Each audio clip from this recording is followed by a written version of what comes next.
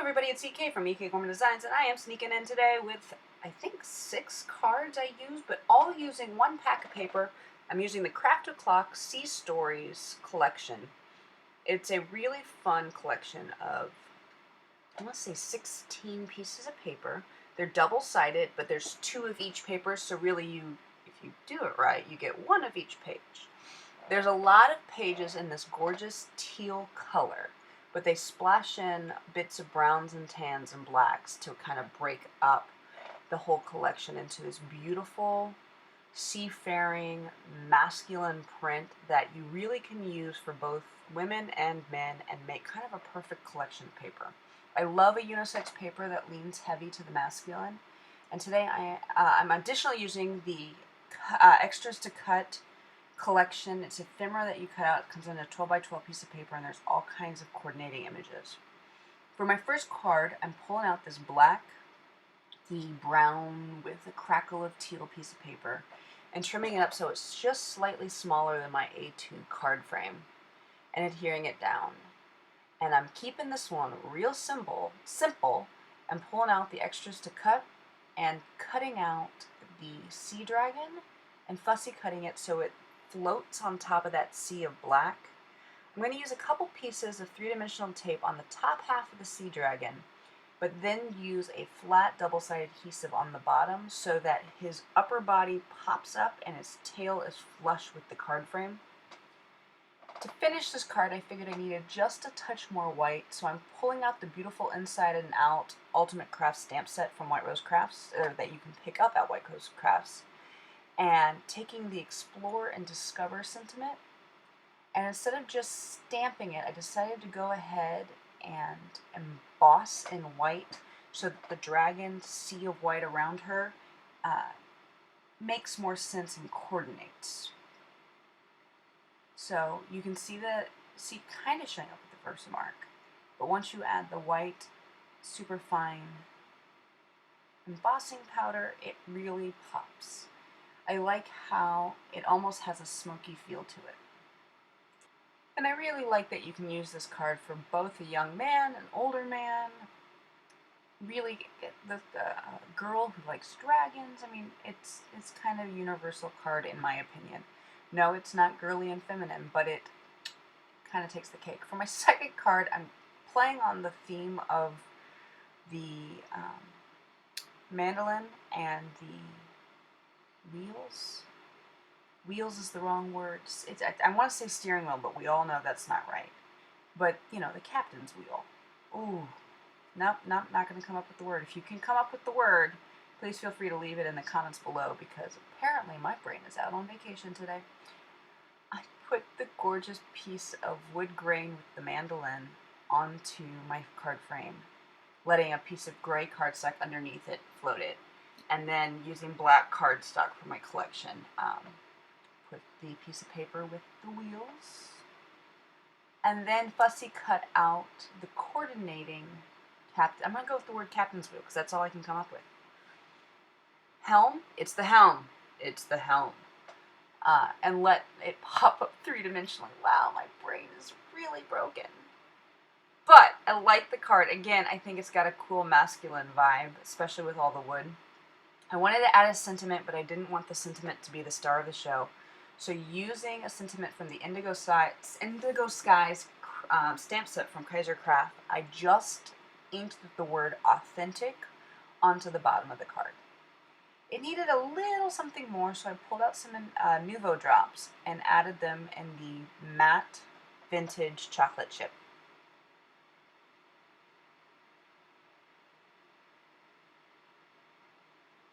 I'm shaking things up for my next card, or turning my next card into a shaker. I die cut out the image in the middle of this piece of paper and then trimmed it up so it would fit my card, trying to keep my die cut in the center, floating middle. It's not quite, but we can fake it. And then I measured my die so that I knew exactly how much paper I would need underneath the opening so that my background would be this gorgeous piece of wood grain. My trick, by the way, of getting the paper under an opening is just to place it on the back and stamp it, or set it down like that. I turned the car into a shaker, and if you really want a good person to make shaker cards, I'm not it. I am capable of making them, but I am not the expert in teaching you how because I think I cheat a lot of steps. I also probably don't make it high enough. I hate wasting the double-sided tape because double-sided tape is so expensive. I really cheated here today and made my three-dimensional tape go in an oval shape. Didn't know I could make it do that. Very, very excited that I can because now I don't have to piece it together. I'm using the new Abracadabra Shaker Mix collection from White Rose Crafts. They've got a collection of sequins and doodads and bits and baubles that you can put inside your shaker cards. And this one I thought coordinated really well with the paper. I know the blues don't match up, but I'm actually okay with the... Oh yeah, you get to watch me fight the sequins. Apparently my double-sided tape is really sticky. And I kept getting my sequins stuck to the tape. So, yeah, pulled out my tweezers to unstick all the sequins, and yeah. So, we've got it coordinated. I've got my frame on the back. And again, I really like the blue. I know it doesn't match the teals in this collection, but I'm okay with that. I pulled out a sentiment from the Your Next Stamp What Not For stamp set and stamped it onto a spare piece of paper using some Distress Oxide and Chipped Sapphire.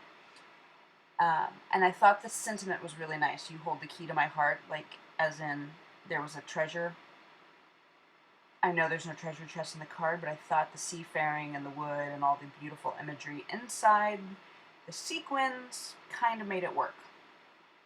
I didn't want to pop it up since the card's already three-dimensional because of the shaker element, so I just adhered the sentiment onto the bottom of the card and trimmed it up. Again, while this card might be a shaker card, I really like that it's kind of a universal. Anybody, anything, you could use this as a thank you, you can use this for any age, any gender. I don't know, it's fun. And there's not a lot of shaker cards that I feel like I could give to a guy and it'd be cool. But this has, you know, mermaid skeleton on it, so that makes it awesome. I did add a few sequins around the card because it needed a little more bling, and I'm in love with the tiny little turtle sequin bit.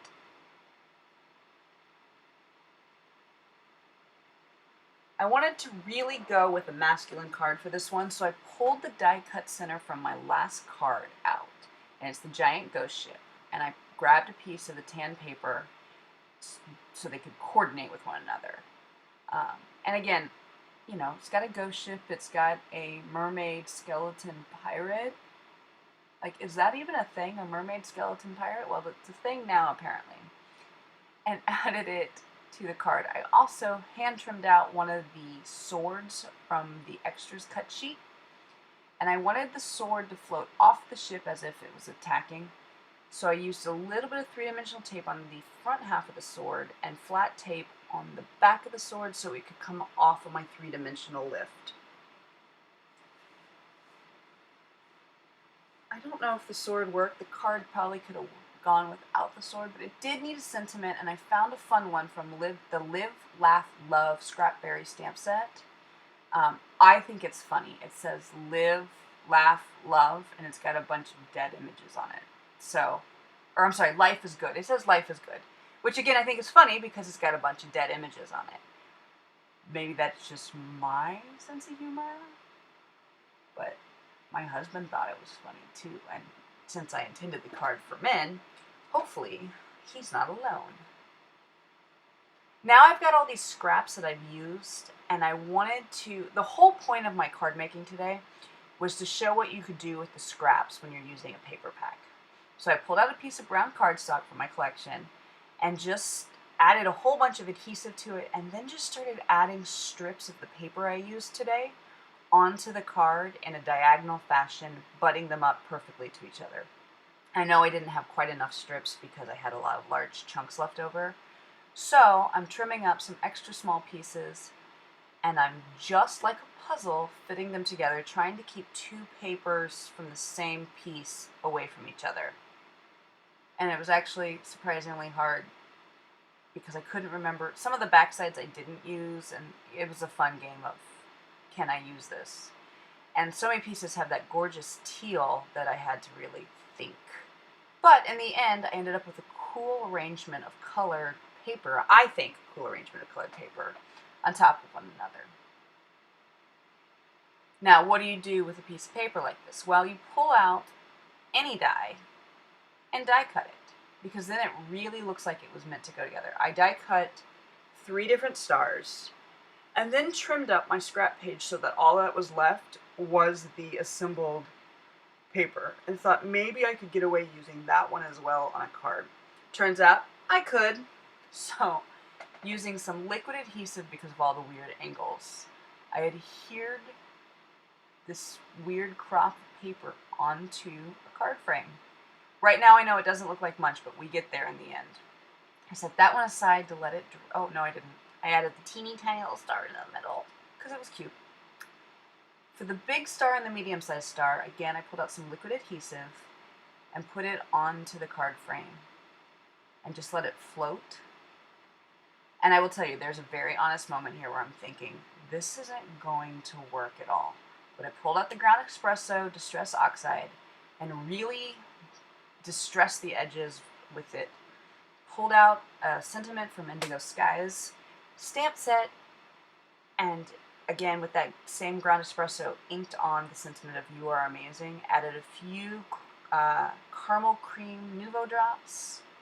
I figured to help save the card, I would use the extra sheet, cut the compass out, and added some 3-dimensional tape and popped it up right over the stars. I almost did. There we go. Popping it up over the stars. And what turned into kind of a bit of a mess turned into what may be my favorite card of this collection. Make sure you let me know in the comments below which of the 6 cards is your favorite. I don't know, there's something really fun about this one. This I also thought was going to go down the toilet and fail miserably, but once I inked up the edges again with that ground espresso and added a sentiment from the Wet Knot stamp set, it worked, or at least in my opinion worked. I like the Love You to Pieces since there's all the different scrap pieces of paper on it. Added again some of that caramel cream nouveau drop to the card, and it settled. It turned into something despite the fact I originally thought it was going to end up being nothing.